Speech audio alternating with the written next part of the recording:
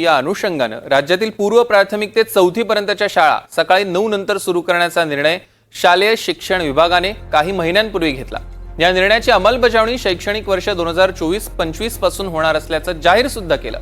मात्र प्रत्यक्ष शाळा सुरू होऊन आठवडा झाला तरी या निर्णयाला मुंबईतील काही शाळांनी बगल दिल्याचं निदर्शनास आलंय।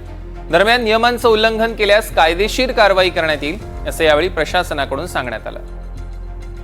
व्हावा म्हणून आम्ही त्याची अगदी जबरदस्तीने अंमलबजावणी करणार आहे असंही नाही आहे। त्यांनी रिप्रेझेंटेशन द्यावं, याच्यावर विचारविनिमय होईल, पण सरसकट सरकारचा आदेश म्हणजे काहीच नाही असं गृहीत धरायचं।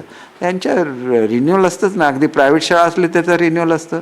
त्यांच्या फीज कशा असाव्या याचं नियमन आमच्याकडे आहे, आम्ही कधी त्याचं कडक अंमलबजावणी केलेली नाही आहे। लाखो रुपये फी आकारली जाते, त्याचं जस्टिफिकेशन शासनाला करायला लागतं।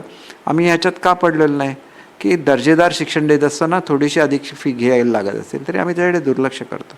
पण सरसकट सरकार म्हणजे काहीच नाही असं जर कोणी गृहीत धरायला लागलं तर ते चुकीचं आहे।